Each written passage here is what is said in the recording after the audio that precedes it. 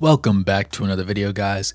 It's your boy Wraith Hoops, and we've got an interesting way to start the week out. Now, I've been trying to come up with some more interesting topics. Obviously, the NBA we've got a little bit more to go before the season starts and before really things kick off. We've had a couple of Rico Hines runs that we've been able to watch and some little content bits and pieces right there.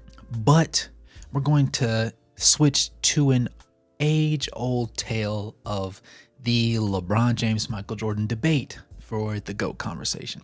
And I enjoy hypothetical situations regarding these two, more so because they're held in such a high regard.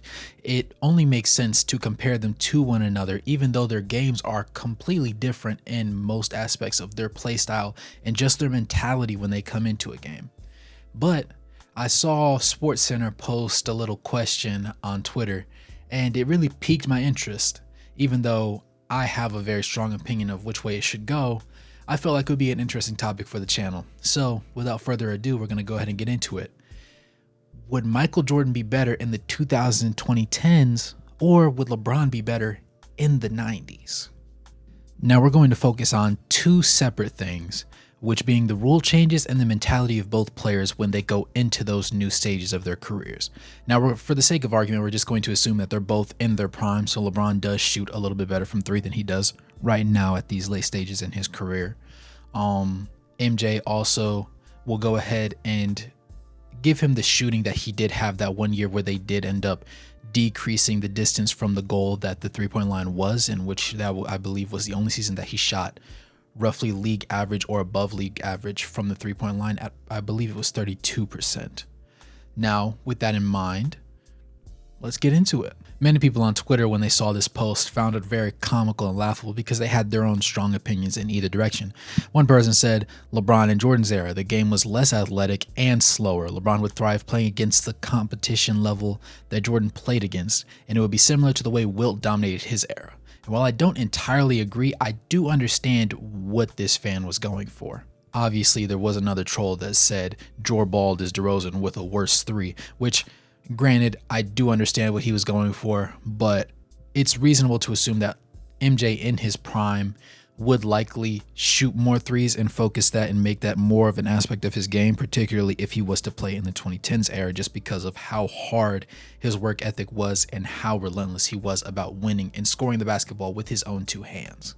Now, on the other end of the spectrum, you had people that said LeBron just isn't tough enough to handle playing in Jordan's era, which I drastically disagree with. I don't understand. I do, to a certain extent, understand the reasoning behind it, because we are seeing LeBron flop more so lately in his career than at any other point when he was never really known as a flop artist. You left that to the James Hardens and even prematurely to that, the Dwayne Wades of the world, where their ability to foul bait was honestly a skill in a sense. Now, LeBron has obviously had more interesting things going on, and because we're in the age of social media and more impressive camera features, you can see it play in ×2 speed and see it dialed back to 0.5 speed and see how drastic the exaggeration on his part was. But we have to give him an Oscar for acting, right? Another person said Jordan by far, with no hand check rule and the way the defense is played now, Jordan would have easily put up 50 a game. Now, this might have been the most egregious take that I did see from a fan, simply for the fact that it just doesn't make sense that, while I do understand Jordan is a score-first player, that is the biggest and most important piece of his game, it just doesn't make sense to sit there and act like people don't play defense now. For one, the players are the most athletic from top to bottom of a roster that they've ever been in league history. And it's not that people don't play defense, it's that with the enhanced shooting of the average player, it's harder to play defense. And because the hand check rule, to his credit, was removed from the game in the early 2000s, it would give MJ a bigger advantage than it would LeBron, because him going back into the hand check age, people can get more handsy with him. But I also believe that considering LeBron's durability to this point in his career, to be able to play at the high level that he does, for him to be a top 15 player in the league at this age is just outlandish to assume, from understanding this, to assume that he doesn't have the toughness and durability to deal with a hand check back then. But even in that situation, I wouldn't say that LeBron is going to average 50 back in Jordan's day, because even though he is more athletic, than most of the players. Honestly, you could argue all of the players, and he has a stronger build than most of the players in the league during Jordan's era in those 90s. It just doesn't make sense to sit there and say that LeBron would average 40. Now, could you say he'd average 30? I think that's arguable. Would you say Jordan would average 30? I could see that, because if he does add a three-point ball to his game, it is reasonable to assume that with enhanced spacing, the removal of the hand check rule, he would be more efficient. Now, what this fan failed to add in there was the ability to play zone defense.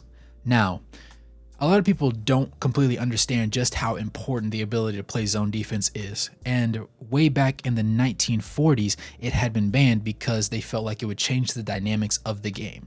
Simply having a free roam player that could stand in the middle of nowhere on the court just to pick up and help while not being committed to any particular player completely changes the way that you can play defense and the way that you as an offense can interact on the court and what kind of sets that you're able to run. With that being understood, zone defenses didn't get instituted and permitted to occur in NBA games up until the 2001-2002 season, which at that point, MJ had come back out of retirement for the second time and was playing with the Wizards. And while he was okay, he just wasn't the same player. He was a shell of himself. But at the end of the day, that was still Michael Jordan, so you had to honor it and respect it. Now, fast forward to today's game and seeing even in the 2010s and in the later 2000s, you saw teams that were able to, instead of forcing and doubling a player and leaving another player open, they were able to just leave somebody roaming in the paint. And that's why rim protection in today's game is so important, because simply having somebody that can stand by the rim and patrol that area and force players to take mid-range jumpers, which are the lower percentage shot, or force them to take threes that they might not necessarily prefer to take off the catch or off the dribble, it bodes well for you on the defensive side of the ball, which is why Rudy Gobert got paid so handsomely, even though he has really no offensive bag whatsoever. Understanding this, yes, Jordan would feast off of the hand check rule not being instituted, but even then, hand checking was technically illegal still to that point. Now, the most important thing to understand about hand checking is it's technically been illegal since 1979, but the issue is it's hard to implement it because referees are simply humans just like everybody else. It's difficult to understand whether somebody's forearm is overextended and forcing too much weight into the offensive player and obstructing their ability to play the game effectively, or if they're just using it as a tracer and focusing for the ability to just simply understand where the offensive player is moving in order to counter it. Now, because of that, it does make it a very difficult call to consistently make in games. Because of that, in the past, it wasn't necessarily something that was called extremely to an egregious degree. But come the early 2000s, they started to tighten the ring around it and just get people more hands off, because the less injuries that occur to players while they're on the court, particularly superstars, the more fans tune into the games, the more revenue that comes in, the more profits you get at the end of each season.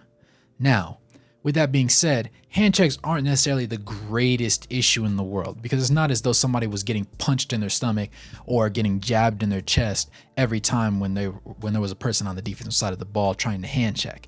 It was simply a tracer arm, and some people would use it to push a little bit harder, and yes, that would affect the offensive player's ability to get downhill.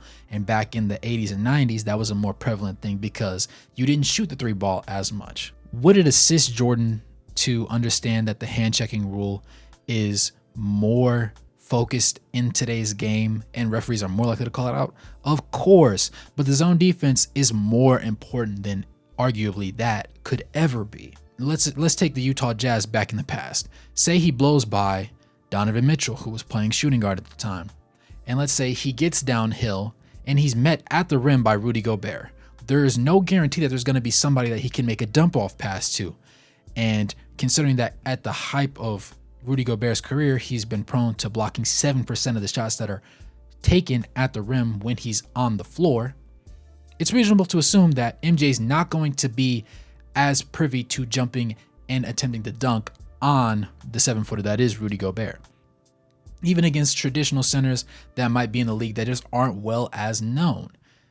Simply being able to be a 7-footer and being able to stand and roam around the paint and at the rim with no defender and with no offensive player in sight makes a world of difference, because now that allows you to play different schemes on defense, and you can force offensive players into taking tougher shots because they don't have a preferred shot that they wanted to get to originally. If MJ had more of the thought process of a Kyrie Irving, where he's more so protecting the basketball and looking for a shot that you're going to give him and he's going to take whatever you're offering, then that would be different.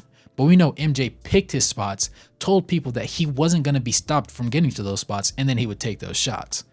And while the efficiency was there well enough to make him the greatest of all time, it's reasonable to assume that him in today's era, or even in the earlier 2010s and in the late 2000s, it wouldn't necessarily be the same, because yes, he would be able to get off more mid-range pull-ups with the hand check rule not being instituted, but he wouldn't be able to get downhill and simply posterize anybody that was at the rim, or make that quick split-second decision and dump it off to a center that was standing right beside him under the rim.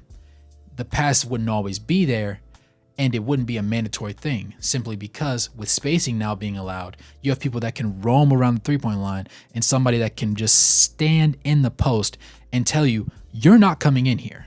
In that same vein, giving LeBron James his props in the 90s, it's reasonable to assume that while it would be a more physical age, he would likely incur some more important physical injuries and just damages across his career. Would we expect him to play a full 20 seasons? I wouldn't go that far. Will we see him play 15 to 17? I think that's definitely reasonable, especially at a high level, simply because of the way he's been able to play and his recovery process, and the fact that he spends over $1 million each season just to take care of himself. We expect that LeBron would be able to dominate the game more and be more of a himself first type of player. In today's game, LeBron is more so a player that makes the right decision all the time. People resonate with MJ more because they feel like they can be the main character. MJ was the main character on every season he played. Every time he touched the court, he was him. He was the god on the floor. And every player that played against him knew that and felt that energy and had to respect it. The thing with LeBron is he knows he's that guy. And people have told him that, oh, after the 2016 ring and you saying that you're the GOAT, if you're really the GOAT, you don't get to crown yourself the king. We have to do that as the fans. And that's a fair point. But at the same time, LeBron, while he's on the court, does not act like he's the king.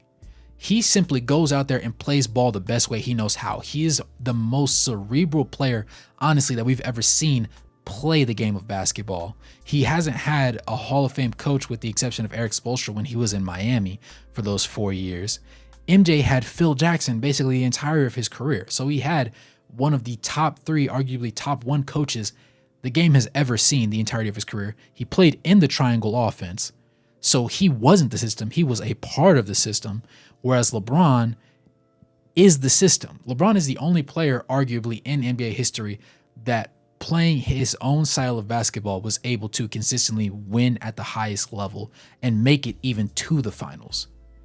You saw back in the 90s and the 80s that there were more systems. Now, if you decide that you're going to put LeBron back in the age and we're not going to allow him to play by his rules, we're going to say that he gets put into a system. He is a system player now. Let's say even he does get put into the triangle offense. I believe he has more of a MJ type career where he's scoring the ball more. Would his passing be appreciated? I would say arguably so, because that's just in him. That's a part of him. That's a part of the dog, the beast, the animal that you get. That's why we respect LeBron James the way that we do. He's an elite rebounder. He's an elite passer, top 3, arguably top 1 passing ability in the game. And just from an understanding standpoint, getting people to their spots, letting them know what they need to do when they're on the floor with him, and still being able to punish defenses after calling out what he's going to do. Not to say that MJ didn't do it, but MJ was known as the star. He was that guy. If there was a shot coming with 10 seconds left in the game, MJ was more than likely not passing the rock. Now, there were crucial moments when he did, and when those players hit those shots, they credited those players for hitting those shots, but it was MJ for deciding to be man enough to give the ball up. With LeBron, it's totally different, because LeBron will make the right pass. He will throw the ball to the open man, but when the man misses, LeBron gets crucified for it. If he makes a shot, it's considered they saved him. This happened when he was in Miami, And again, this happened kind of similarly in the 2016 finals when Kyrie hit his shot after LeBron got a block. Now, in the Miami days, LeBron hit a three before the three that Ray Allen took to keep their series alive. But people don't focus on that. They focus on the fact that he missed a three. The ball had to get boarded and kicked out to Ray Allen, who hit the three that actually put them back into the ability to win that series. I say that to say this. You can't really judge them by the same criteria because they have two different mentalities for the game. That's why people say Kobe is the archetype of MJ, just because they also both played for Phil Jackson. But Kobe saw MJ and said he wanted to take as much out of his game as he could. And he is the best replica of MJ the game has ever seen. He shot better from the three-point line. And while his efficiency did kind of suck at certain points in his career, especially when the injuries started to pile up and he did have the Achilles tear, he was a dog. And that was the thing that really exemplified who it was and who people really championed as their leaders on the floor. As a fan, if you're watching a game, you don't want to be the guy that makes all the passes. You want to be the guy that hits the shot. And people loved MJ because he, even if he didn't always hit the shot, he was going to take it regardless. It didn't matter if you put 1, 2, 3, 4, the whole team could be on him. He was going to take that shot, and you knew he was going to take that shot. And when the shot went in, you felt like trash because you did everything you could. He just wanted it more than you. And that's the way that that's the aura that he gave. He was a competitor. He was a winner. He was somebody that refused to be denied. And he talked trash like it. LeBron's not really known for talking the most trash. He has some snide remarks, and I'm hoping that once he does retire, we get to hear some more stories from like the Iman Shumperts of the world and the players that have these little interactions with him and just know more about him from simply being on the court with him night in and night out than the average fan does, or somebody that even goes to the games on a nightly basis. LeBron is totally different from MJ, and we have to appreciate his greatness separately. You could argue that LeBron is not the greatest at any particular category, but I would say that he's good enough and elite enough at each individual category to say, I would rather take that player who's a jack of all trades. As the saying goes, a jack of all trades is a master of none, but it's better to be good at most than a master of one. He still offers more on the offensive side of the ball. He is an elite distributor. He's still an elite rebounder, and he still picks his shots pretty well. He's still shooting 50% from the field. So you have to appreciate the greatness that's still there after 2 decades of being in the league. He's literally been in the league longer than he's been out of the league. Him birthed to the end of high school versus him his rookie year to now is just night and day. That's enough LeBron glaze for one video, I would say. I know some people didn't really love that. I'm sure I have a lot more Jordan's fans in here, and I can respect that because Jordan is the champion. He is the athlete. He's the dog. He is the person that you would hear in ancient mythological tales, the Achilles of the world. They showed it day in and day out. They went through the training. They did the grind. They told people that this is what it takes, and if you didn't want to get on the program, you can kick rocks. That's who MJ was, and that he exemplified that grit and that grind and that desire to do anything that it took to force his way into winning, which is why, to his credit, in the system that he played in with Phil Jackson, with the pieces around him, they were able to go 6-0 because things had to fall so perfectly over that 7-year span for him to be able to do that. And things really were not expected to go that way. And while Scottie Pippen, I believe, was essentially LeBron before LeBron because he did all things in the game, he wasn't as great at as LeBron is at them, but he was MJ's version of LeBron. It would be the equivalent of having LeBron and Kobe on the same team, but you turn down the sliders on LeBron just a little bit. Now, Scottie, without Scottie, we all understand that Jordan doesn't win all those championships. But you could also say that about D-Wade taking a step back in the Miami days, or Kyrie being there to hit that shot and just be that 1-2 punch with LeBron, or Anthony Davis with the Lakers. But it's like that with all players, so we can't nitpick like that. If nothing else stands to be important in this conversation, facing against the John Stocktons, the Charles Barkleys, the Karl Malones, the Dominique Wilkins, the Admiral, the David Robinsons of the world, and the Shaquille O'Neals, LeBron is the caliber of athlete that can stand with those people Just like Jordan is the type of player that can stand with the Kevin Durant's, the Kobe Bryant's, the Tim Duncans, the Kevin Garnett's, the Dirk Nowitzki's, the D Wade's, and the early Stephen Curry's. So neither of these players is outclassed by switching eras. But we should appreciate them both for being able to do it at what would be an extremely high level. Would they both share the same level of success that they had now? One could say no, one could say yes. I personally do not believe that MJ would be able to go 6-0 in the finals if you put him on a random team in the 2010s or in the 2000s, simply because things had to be so right with the Bulls. But that doesn't take anything away from the elite player that he was on both sides of the ball. Similarly, I believe that LeBron might have a slightly easier time winning championships back in the 90s off the strength of the fact that he is the greatest athlete the game has ever seen from a build standpoint, a speed standpoint, an athleticism standpoint, and it's just a cerebral intelligence standpoint versus players that would be less athletic than him. I trust LeBron in a one-on-one situation where you have to double team him and you have to foul him hard over an MJ that's going to be playing against the zone defense. He's going to be forced to shoot more threes. And when he goes downhill, he will be met at the rim undoubtedly by a 7-footer with the likes of the Rudy Goberts of the world, or the Tim Duncans of the world, or the Kevin Garnetts of the world. To me, it just makes sense. And you also had the Gasol brothers. It's a time to appreciate both players for their elite level of play, their greatness, and their ability to produce in their individual eras. And I would like to say that while I do lean towards LeBron, I can completely understand why people would lean towards Jordan, because at the end of the day, he was the GOAT first. And while LeBron, to me, at this point, is my GOAT, you can never take away from somebody that won 6 championships with 0 losses. 4-6 is a little bit abysmal, but at the end of the day, in order to go 4-6, it takes a lot more across a time period than it does to go 6-0. Whichever way you lean, I gotta respect it. If you have something interesting to say, or if you have an interesting point that I just failed to bring up, make sure to drop it in the comments. I'm always reading, I'm always looking to respond, and it also gives me more topic ideas for future videos. With that being said, good morning, good evening, good night, no matter where you are on the globe watching.